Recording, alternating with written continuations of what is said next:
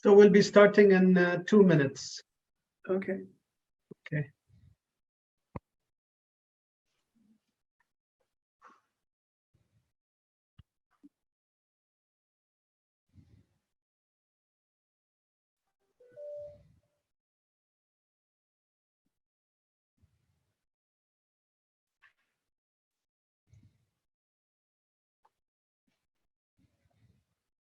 There seems to be a lot of excitement, so we're just waiting for everybody to join so that it can be a fruitful conversation for everybody. So just ask for your patience for 1 more minute.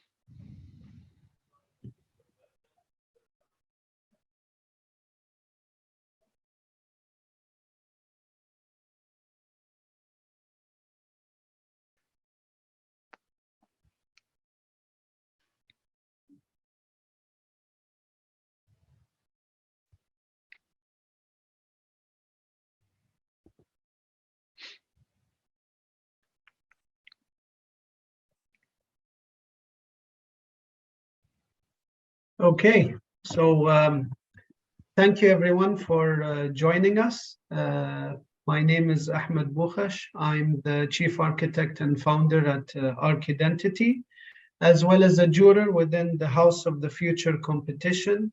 It is our pleasure to be joined by Ms. Abir Tahlak, who is the Director of Mohammed bin Rashid Center for Government Innovation, who will be presenting more about the House of the Future competition.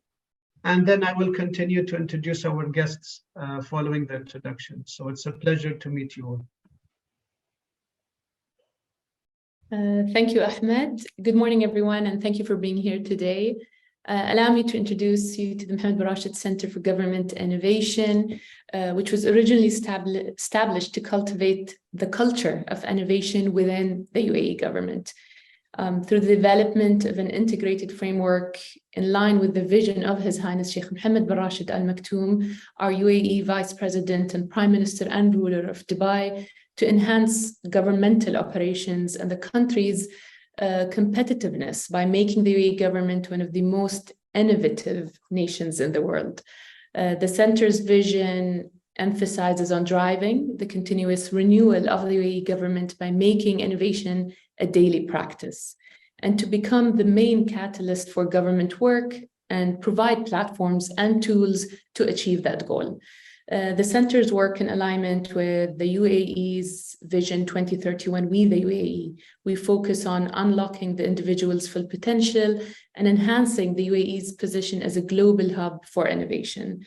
At the center, we also play a pivotal role in the achievement of the UAE's Centennial 2071, where we support the innovation ecosystem here in the UAE and continuously drive the public sector innovation culture across the UAE and the region here. We work closely with partners. We collaborate on different initiatives and programs to ensure the full potential of public sector innovation is implemented and reached. The House of the Future competition is one of many initiatives that the center works on.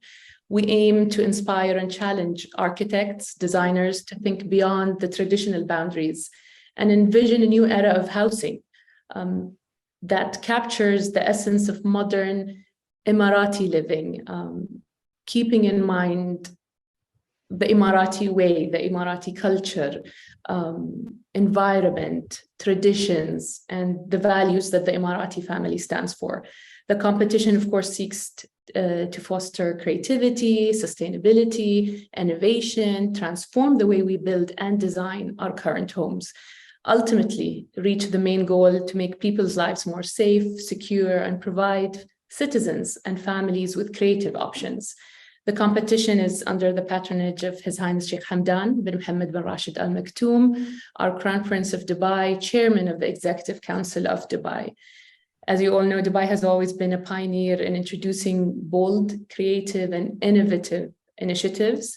This will also add to its profile as a global futuristic architectural trendsetter, hopefully, where our jury here and the panel for the competition will support us to disrupt and find new design solution that will refresh the current housing offerings for the citizens of Dubai. And main thing, disrupt how we are used to or how we behave or look at houses. The competition will run through September. Winners will be announced in an award ceremony to be held hopefully in November. The winners of the competition will receive a total of 1 million dirhams in prizes. Of course, it's important to emphasize that we have a special category, a design for the self-sustaining house, which this panel and talk today will talk more about with our experts. The main aim of the special category is to be able to go off the grid for 2 weeks. What would that mean? What are some of the solutions and ideas that we would receive?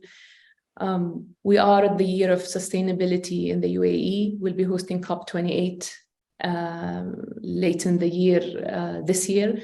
So we at the Mohammed Rashid Center for Government Innovation always aim for more collaboration and provide opportunities for more innovative minds and practices to work together to showcase impactful and valuable ideas for the UAE and the world. So thank you, Ahmed, and thank you for being here with us today.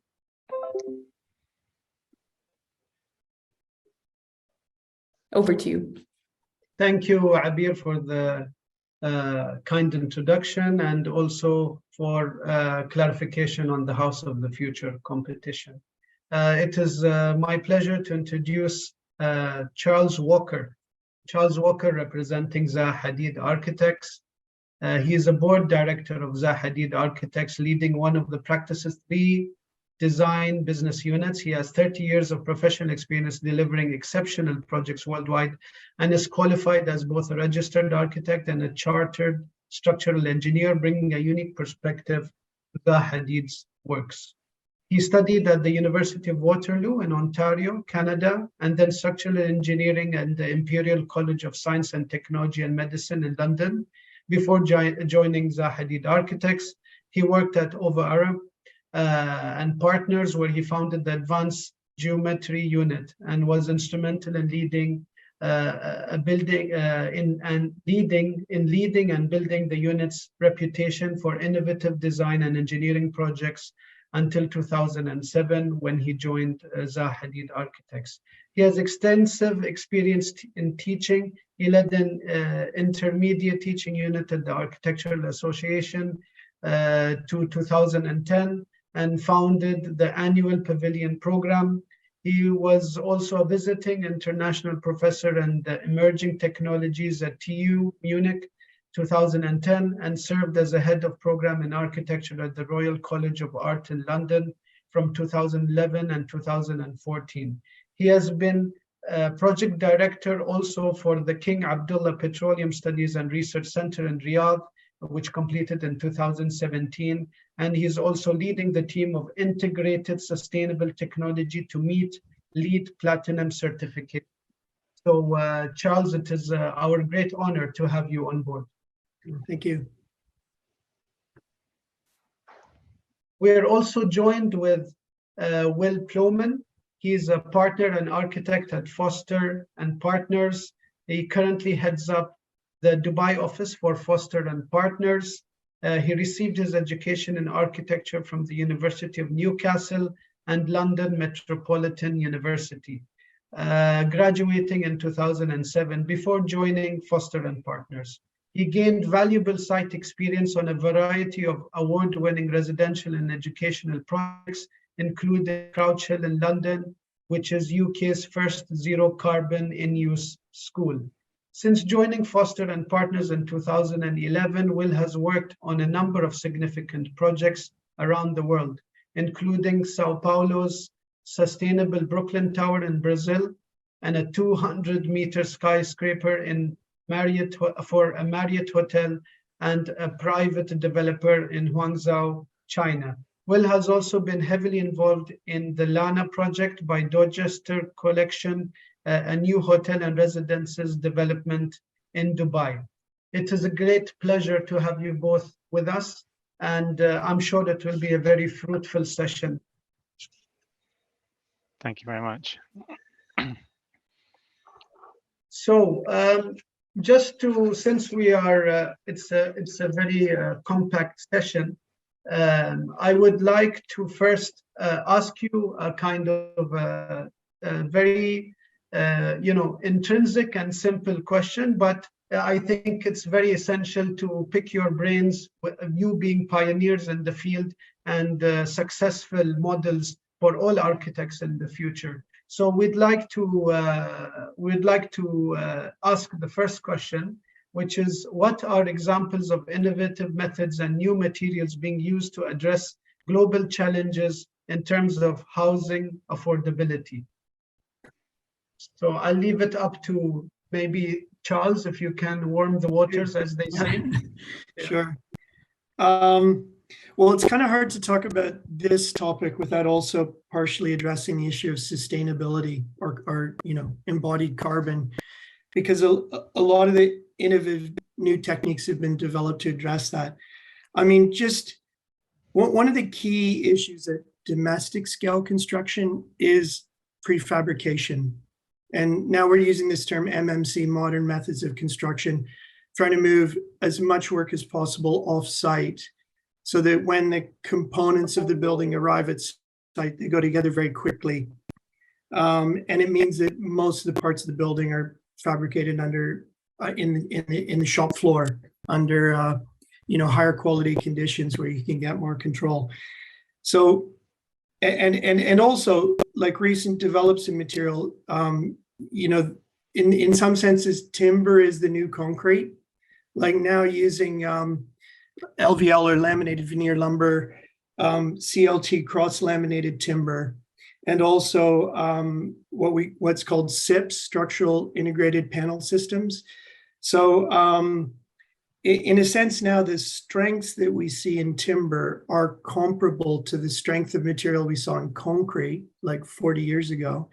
And it offers the possibility of these, it's also a material that sequesters carbon rather than creates carbon. And it's obviously it lends itself very well to prefabrication as a panel system. So those are some of the trends. I also just wanted to mention quickly, I'm not sure it's relevant to the competition, but there's also a new movement in residential construction they call the tiny house movement. You may have read a little bit about that. And I think, another way of kind of addressing energy or energy use is to kind of make a more compact home or a slightly more compact design. Maybe we can talk a bit about that later, because that also it moves slightly off topic because it moves into the area about how you use domestic space. Thank you so much. Thank you so much, Charles. Will, if you'd like to please share your thoughts as well. Yeah, just to build on what Charles was saying, I think prefabrication, modular construction is really setting out new boundaries and creating incredible projects. I think it's also interesting to look at, especially in the UAE, what we have close to us. We have sand, we have Hatta not far away, which is available rocks, even disused recyclable materials. How can we reuse those and reinterpret them? I think you gave an amazing talk recently on Shabab in Yemen in mud construction, and I think the combination with 3D printing and and the new like kind of leaps and bounds you can go to with being able to 3D print using clay construction, using other materials within that, even recycled materials. I think that's something that we should definitely see more of, and I think it's exciting we're in this space to be able to do that. I think there's obviously challenges with 3D printing, especially with the climate. How do you GRC and concrete setting, and how to reduce those, as you said, the embodied energy, and trying to reduce concrete generally is a great step forward. I think if we can build smaller houses, again, that micro, I think UAE's got an amazing opportunity because it has 7-8 months of amazing weather. We can be outside more. I think the courtyard house is also something that needs to come back more, because looking even at how the courtyard house was exported to places like Spain and Granada, from the traditional Arabic housing, I think we can almost bring that back as something very interesting.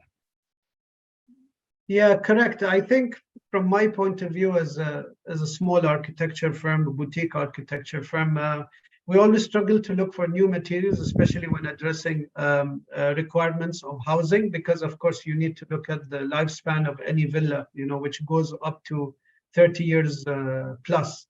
So I think it's very important for us to make sure of the materials being used. When somebody mentions timber, for example, in our traditional houses, my thought goes back to our own traditional courtyard houses, which was using African chandlewood, which was the only one that was able to resist the high humidity because due to our harsh climate. So I think adaptability and how materials have become so innovative that materials that you wouldn't normally think of being used in structure works have actually been evolved with new kind of, merged with new technologies in order to make them adaptable to our local climate and resilient to the extreme temperatures. So I think for me, that's basically very interesting thought.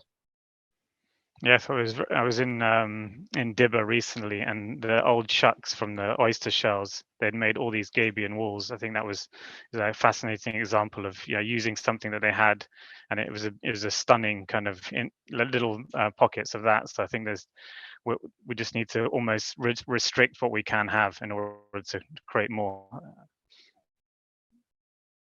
Exactly. And I think the key is also for them to being adaptable, because when they launched the competition, it was announced. For me, adaptability of that structure is very important, because, the local housing Emirati family, it grows really fast from the time that you're married to when you have a bigger family household. An average household is around maybe 4 to 5 kids. And, nowadays the children are living with the household a bit longer in time. So you have to look at actually a house that maybe splits up into another 4 houses. So how can we do that in a way while, because obviously there's a limitation with structural. So how do we go about that, and how do we resolve that? I think that would be a very interesting topic that also during our review of the competition entries. Absolutely. I mean, I think adaptability is a big topic. And there's also kind of a question about how much you build initially and how convenient, or in a way, the design anticipates expansion in the future. Sometimes you can put in place a frame that's easily expandable, but not necessarily clad in the initial stage, that sort of lends itself naturally to a kind of, a thought through method of expanding. 100%. And if you think of it in terms of efficiency, it's always easier maybe going with precast systems, but sometimes you notice that the precast systems, they actually contradict the whole idea of expansion, because obviously when you want to expand, you have to break into the wall and expand into other rooms. But having a precast system, which at the same time may be efficient in constructing multiple typologies or a single typology of a villa. So, I mean, how do we try to resolve this issue? Because at the same time, it is tempting, it's efficient, but at the same time, it may not address the whole adaptability idea. So, I mean, that's something, again, that's of interest to me. Absolutely. Can I just quickly touch on Will's earlier point about traditional methods? Because, you know, I just think it's worth always being aware that, you know, most of modern architecture, like the period of industrialization from like, you know, say the like 1920s to 1970s, that all happened in a period when we had abundant and very cheap energy. And you know, a lot of critics and historians are re-examining that period and reframing it as, you know, a period of very high energy architecture. Like all of these systems, reinforced concrete, steel frames, glass, they all have a very high embodied energy. And then, you know, the excessive use of glass means that buildings are overheating. So then we apply an energy system to moderate the climate inside, which we've already kind of created the problem by overuse of glass in the cladding of the building, you know. So, and all of these systems are just throwing energy at a problem. Think about looking back at historical or traditional methods of construction, is they didn't use much energy. You know, they had to solve the same problems that we solved in the modern era by throwing a lot of energy at the problem. They solved them using like passive cooling through wind towers. They used you know, a very high thermal mass in the building to moderate the diurnal fluctuation of temperatures. And they used traditional materials that they used local materials that they found in the immediate environment. So all of these things have increasing relevance today. But I think at the same time, we you know, to make it contemporary, you want to use everything that's available to you. And so, you know, you can, transportation's relatively cheap today. You can import materials from different parts of the world. And we have new systems of kind of treating materials that they become more durable as well. Yeah. All worth considering in the wider picture. Yes, 100%. So I'll move on to the second question. It's about sustainability. So sustainable development is a key factor in promoting future housing. What are the key strategies to achieve the same efficiently within our specific regional context? Is that for me or Charles? Jump in. It's a very open, whoever has ideas can feel free to jump in. We're not using any type of system, so it's fine. I think what was great was at Expo was the water conservation and reverse osmosis, and how we, because obviously Dubai, one of the hugest challenges is water. But I think also coupling with that is vegetation, is because I think the biophilic element is more and more important, and greenifying cities.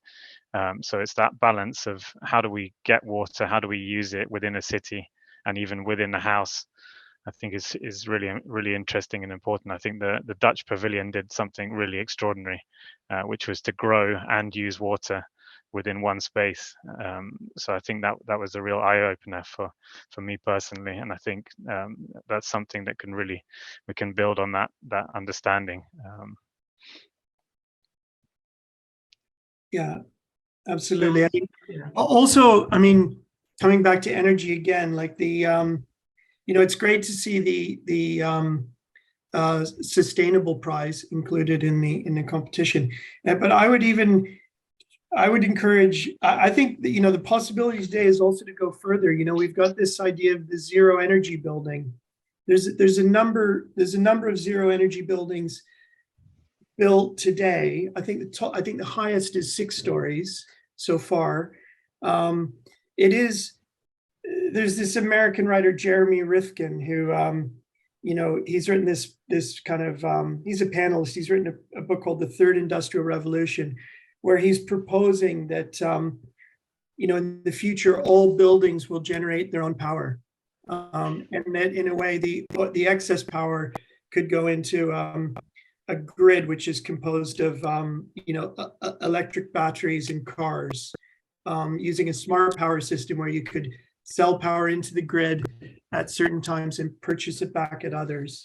And it's kind of a paradigm shift away from central power distribution towards a kind of network of buildings that more like the internet, less of a centralized and radial system, and more of a patchwork or an integrated grid.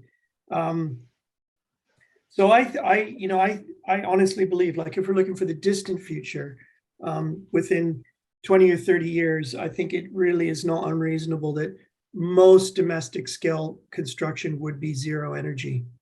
And so, certain countries like Vietnam have made this incredible transformation using PVs for a number of buildings to become increasingly energy independent. And I do honestly believe UAE, it's the perfect opportunity to lead as a global example at this scale, at the domestic scale of construction, to consider, maybe even, at least in terms of energy, to be of course connected to the grid, but to be capable of being independent of it. And then on other systems, it's great to see that that's being encouraged as well. Yeah, I mean, go ahead. No, I was just thinking that with that, I think is also how you get to that and how you kind of navigate the city. I think the sustainable transport within the housing, it'd be great to see houses without any cars and communities without zero cars and walkable between the housing. I think that's something 20, 30 years ago in 30 years time we should be looking forward to and seeing. I mean, I think just the cycle tracks that are coming to the UAE are really transforming it.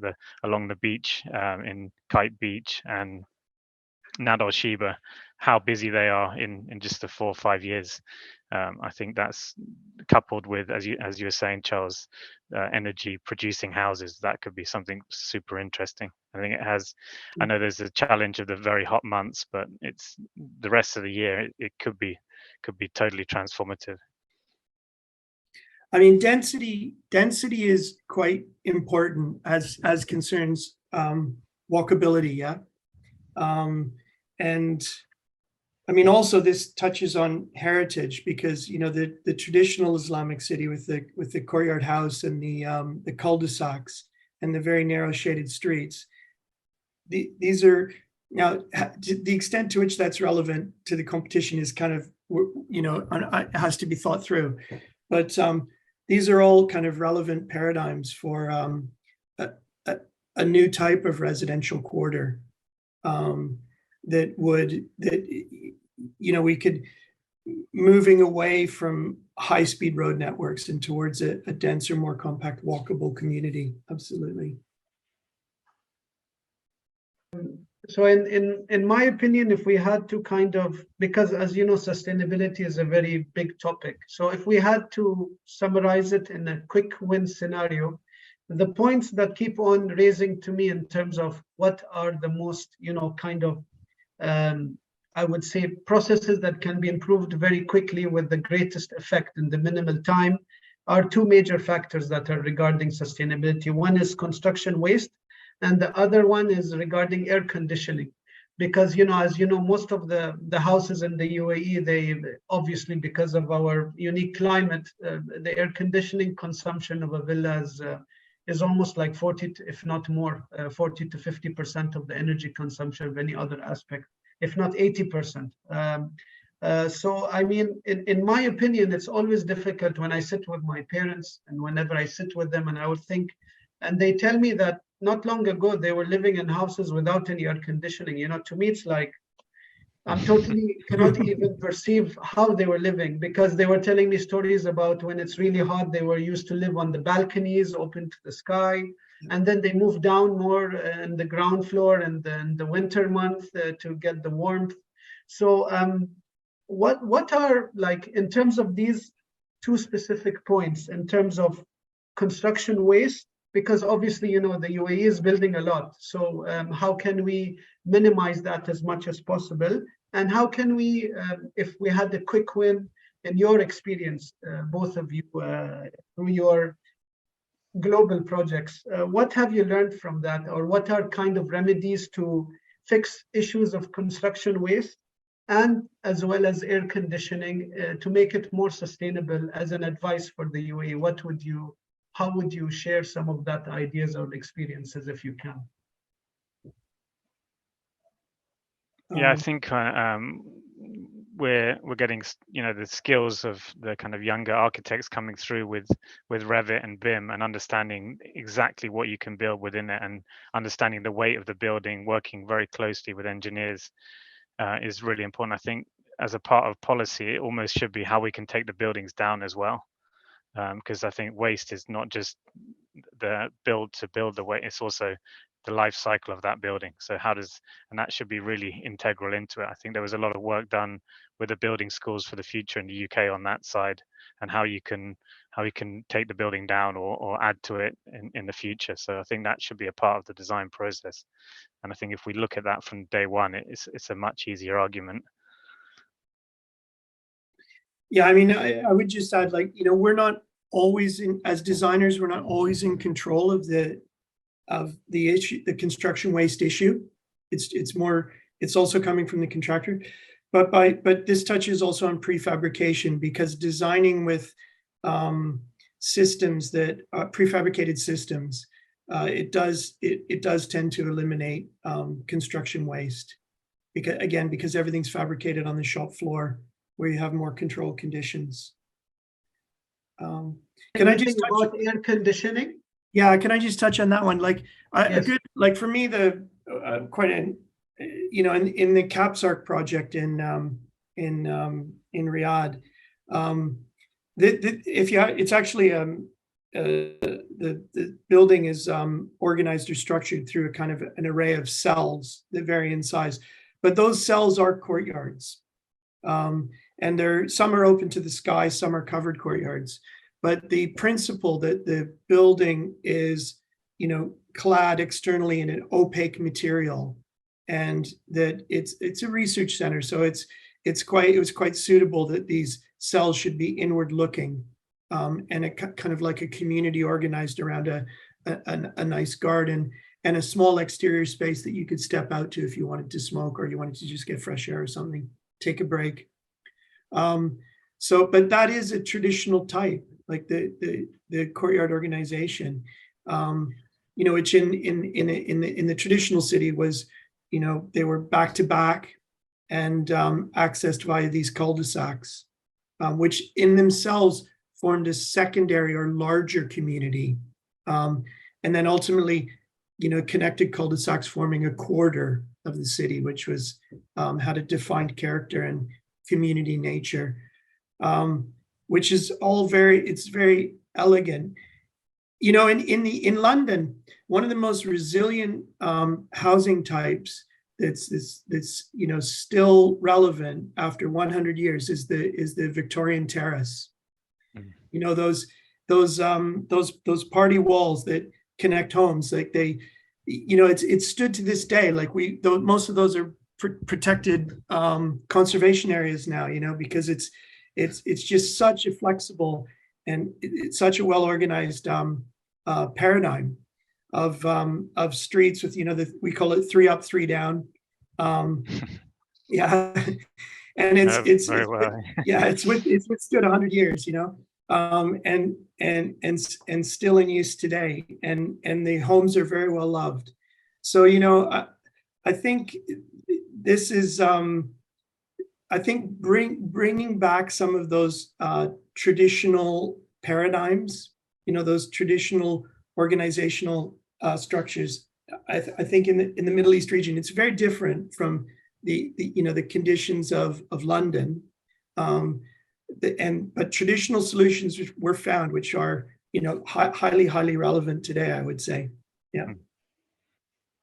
Yeah, I think that's super interesting. Sorry, Will, go ahead. Sorry. No, I think it's super interesting, the idea of the party wall. And I was just thinking that, you know, in terms of sharing air conditioning between villas, you know, there's so many people who are not in the house at the same time. Can that energy be shared to the next one? I think that's smart technology within it as well. So if you're not in the room, and that control, I know, for example, you know, many people I know here, the aircon's on all day when it doesn't need to be, and the temperatures, because the monitoring system is not there. And the passive design principles in the first place have been kind of left out. coupled with this perception of privacy. I think having lived in a terraced house, you do feel very private. You don't ever feel that you're next to someone else. And I think that's a perception. I think here, traditionally, to put them villas very far apart. In fact, I live on one that is a terraced house, and you really don't notice it. So it's definitely a really interesting point, Charles. I think we should look at more of. And interestingly, Will, they put the chimney breast in the party wall, right? So, basically the heating of the building was through the party wall, which is actually a shared surface. It has no external surface. So, kind of a full capture of the heat that was available. So, as you say, with air conditioning, it's kind of the same argument, right? If you cool that mass of the party wall, then both tenancies benefit, right? Yeah, I think that's a great point where you actually go into, because I don't want to skip to the next question, but basically, when you have a building or a unit, a family unit, is actually the whole concept of sharing energy is a beautiful concept, because traditionally we were always taught, always be modest to your neighbor, feel free to share whatever you can with your neighbor, but that doesn't only translate as hospitality, but you are actually saying literally sharing energy in terms of cooling, in terms of heating, and areas where they experience extreme, cold weathers. So I think that's a very interesting topic, and I hope somebody can pick up from that. It will be very interesting. And also importantly, you then only expose one surface to the sun, just the roof, to both the environmental, exterior, like the temperature of the atmosphere outside, but also to the sun, where there's obviously a lot of heat gain. Exactly. Even for me, when I think of, because as you know, the air conditioning, whenever we do it, it always comes from up to below. And you actually have a lot of that space that's actually wasted for the air to reach you, to cool your body. But I see a lot of international practices, they actually have the cooling coming from the floor up.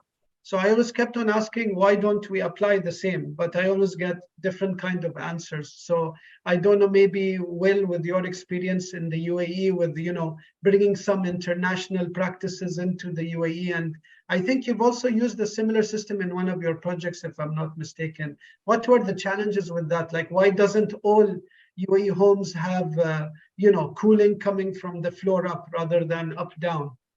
Yeah, no, it's a good question. We actually tried it within the Lana, but I think what the challenge was having a step within the room in order to push the air around, and then what that stagnant hot air, and how do you? So I think if you've got a 1 or 2 story building, it's definitely possible. I think once you start stacking, it becomes more complicated. But I think the idea that Charles is mentioning about more chimney systems and being able to capture that hot air and put it out that way is definitely possible. I think the idea of chilled beams, we've talked about a lot at Foster's as well. I think in Brooklyn, in Sao Paulo, we looked at this idea.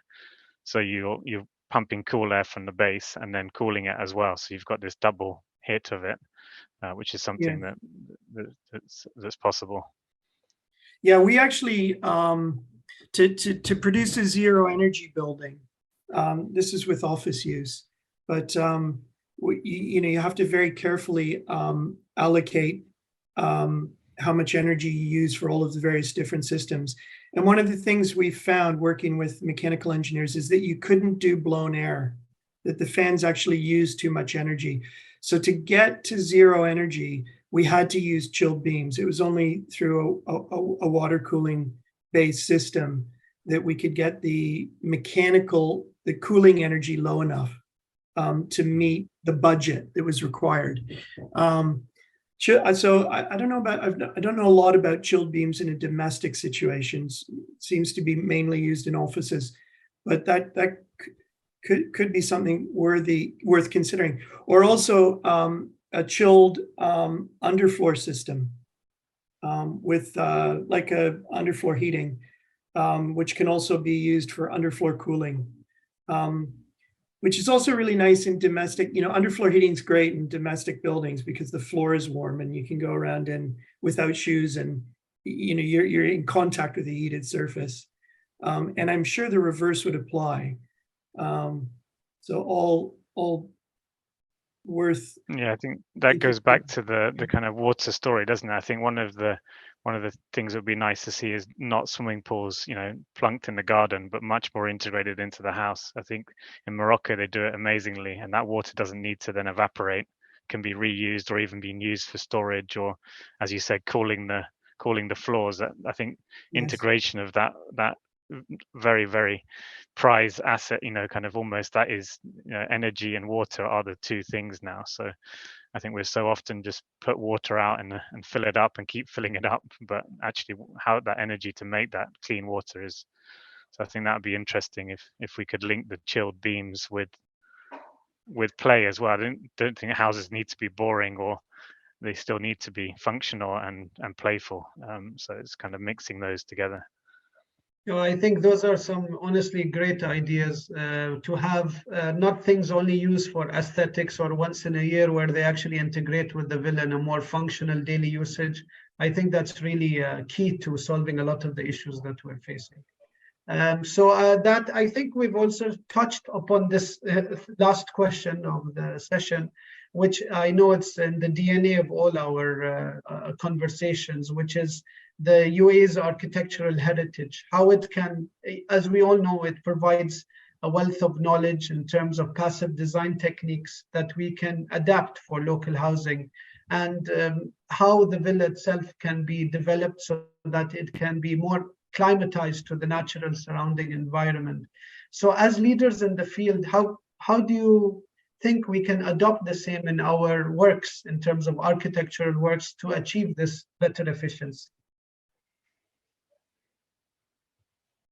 Well, shall I start? Well, I mean, I think you have, in UAE, it's quite a good situation because you have a rich heritage, which is perhaps less exploited. It's kind of almost like I think there's a great opportunity for new young designers to look back at those paradigms, the materials that were used in the systems, to integrate them into new solutions for the UAE today. I mean, it's a hybrid, isn't it? It's taking the best from the past and hybridizing it with current technologies to meet, cost and energy and sustainability targets.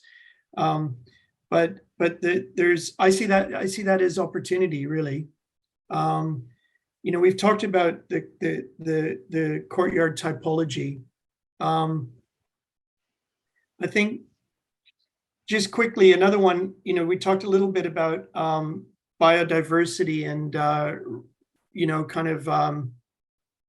in the UK, we have this topic of rewilding, which is super relevant today. So I think overall, Will touched on the issue of water use. I'm kind of beginning to have a bit of a mental image about what that housing typology might look like, and I think it's also maybe a slight shift to something that, in a traditional sense, is a little bit more community focused and maybe a little bit more modest. Like, it doesn't draw on these kind of grand villa models from Europe and America, like in the American housing, suburban housing model, that actually that as its source material, it looks much more carefully at local and traditional values and solutions. I think that's going to be quite key, isn't it, to innovating a new type of domestic architecture that's uniquely suited to UAE, that's of its place, if that makes sense. Yeah. No, I think that's really interesting. I think, kind of coupling on that, I think the UK had the green belt to protect the kind of greenery of the and the density is really interesting. I think the UAE is doing a similar thing with protecting the desert. I think the desert is an incredible asset, and it's a beautiful, beautiful experience. And I think even bringing that back in, it'd be amazing to see the villas when you open up and see the stars. So I think that understanding of nighttime and bringing that back into the housing typology would be interesting as well. And I think in terms of policy, I think the developers, and I think we talked about it, recycling materials and waste. I think that is there should be a huge focus on pressure on any small scale developer, not just the big players, but on a domestic scale, making sure that they're not wasting materials and there's much more value and community spirit to that. I think that's really important. From what I can sense from both of you, that both of you are saying that it's a win-win scenario when you go and you create this kind of a hybrid scenario or a hybrid product where it actually borrows from the past and is also modest and simple, which is also aligned with more modernist principles of architecture. And we personally, in my firm, ArchIdentity, we believe in that. And it took us almost 9 years of design and construction, and also 3 years of research to come up with this kind of a perfect kind of solution to finding a modern language based on traditional precedents, based on courtyards, based on wind towers, and so forth. I wouldn't say we were 100% successful, but I think we did attempt it. We could kind of got a good reception. We got awarded for it. But the question is, when I did my master's in Japan, I felt a lot of colleagues, they felt that same passion for their own local Japanese architecture. But there are like tens and hundreds of architects trying to translate that in their own kind of unique, distinctive ways. Why isn't that the case in the Middle East? Is it more about maybe they're not getting promoted enough when we don't know about them? Or are there kind of fundamental things that are keeping that kind of innovation from happening? Because as Will was saying, there are big players and there are small players, like we as small boutique offices, 10 to 30 people or whatever. It's a big difference when you get the big players on board, because then you're talking the scale of cities and hectares. So what are your thoughts about that? I mean, I think that you have just touched on it there, which is the speed of growth. I think that's partly what's conditioned the contemporary city in the UAE, because the region has grown so quickly that it brought in a lot of international consultants who brought in all these international systems. Do you know what I mean?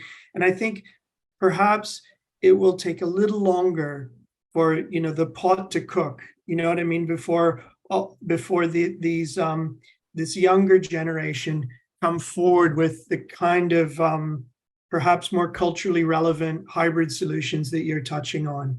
So, I mean, there is some encouragement, like the Aga Khan does his prize, for regional architecture. So there is, but it is the battle of internationalism and regionalism, isn't it? That I'm not sure now we see the weakness of both. Right, both offer great solutions, but they have certain compromises. And now maybe this word hybridization of, taking the best from the past and as well as the best from contemporary international production. But I think in contemporary UAE city, probably what conditioned it is the speed of the pace of growth. It just happens so fast. Exactly, I totally agree. Will, do you have any ideas? I was saying that I think that with Mazda, we're super fortunate to be able to look at that contemporary city model, but really looking at the past. And I think there's so many lessons that we're still learning from today on that. So I think it is here. It's just as Charles is saying, different agendas, different profiles of people who are living in Dubai. That's also very interesting, I think, and how we cater in modern design for the many different internationals who come here. Because even just looking at the kitchen layout for what a European would want against an Emirati is different, and how we live is different. So it's kind of allowing that adaptability, but having a real focus on doing something regional. I think is and I think it's an exciting time. I think we've learned so much from COVID. That's been an incredible speed of change. I think Lord Foster talked about it himself, about how quickly things are changing since then. So it's really interesting. Even just having this conversation is really exciting to see the possibilities. Yeah, Miku, yes. Sorry, go ahead, Charles. I was just going to say, well, it's like COVID gave a moment of reflection. You know what I mean? Everything kind of stopped, and so it was a moment of introspection. And now, as everything's restarted, there's some reconsideration of the direction that things are going in, which is the relevance of and the timeliness of this particular competition and study, I would say. Yeah. Yeah, I think the thought, and I share an equal level of excitement. Like in my opinion, it would be amazing to bring these experiences that both yourself, Charles, with your experience in the King Abdullah Petroleum Studies and Research Center, actually to see that kind of DNA trickling into the housing compounds, if it's even we are able to do so, and Will, with your experience in Masdar City, but taking it from that kind of special project level to a more domesticated, accessible to everybody, regardless of the backgrounds and the funding and so forth. I think that's really the key that we need to solve. And I think with both of your unique experiences and your backgrounds and your passion to find a solution to this, I think it's just a matter of time until we do find that perfect balance. So I think we've had a very interesting session. So I think as a closing, I'll leave the stage open to both you, Charles, and Will, to share any thoughts or closing comments before we end the session. To the mashallah, now we've reached almost 661 people participating in our session. So if you'd like to share some of your closing remarks, it would be great. Shall I go first? Well, go for it, Charles. Okay, all right, thanks. Yeah, just thinking about the well, first of all, I think it's fantastic that the UAE government and leadership have taken the initiative to actually invest time and energy into reconsidering domestic architecture in the UAE. And as I said, I think it's very timely, like as, post-COVID and with, soaring global energy prices, changing global values, and the need to perhaps readdress those solutions so that they have more deeply engendered Emirati values, values of community and so forth.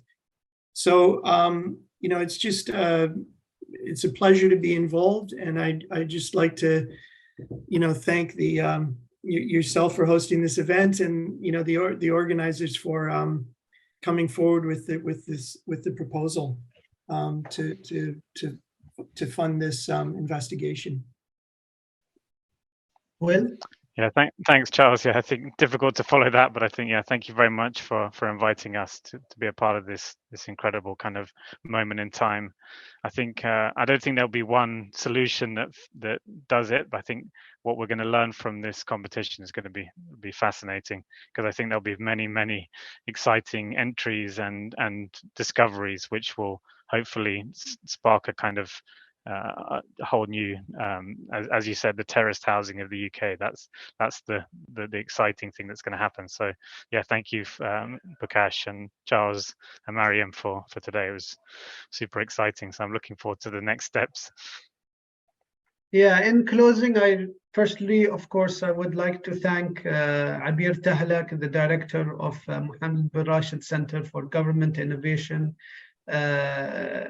for launching this competition, and in general for all the stakeholders that were involved in launching this initiative, as well as also founding the theme of this session that we're in now, which is New Frontiers for Sustainable Home Design. We're all excited to review the entries. And I don't know, Abir, if you would like to share some closing remarks from your end as well. I see you've joined us. No, just wanted to thank Charles, Will, and yourself, Ahmed, for this super interesting conversation. And we're looking forward for the submissions. And again, thank you for all the partners, of course, the Ahmed Bukhash Housing establishment, who are our partners. And part of the prize is if we will be able to actually build this winning house design, which we're all excited and looking forward to. And of course, for all of you to be on this panel too. Thank you so much, everybody. And definitely buildability is a major factor in our reviews. So don't worry about that, inshallah. Thank you so much. Thank you, everyone. Great. Thank you. Thank you very much. Thank you. Thank you. Bukhash. Goodbye. Thank you. Bye-bye. Thanks.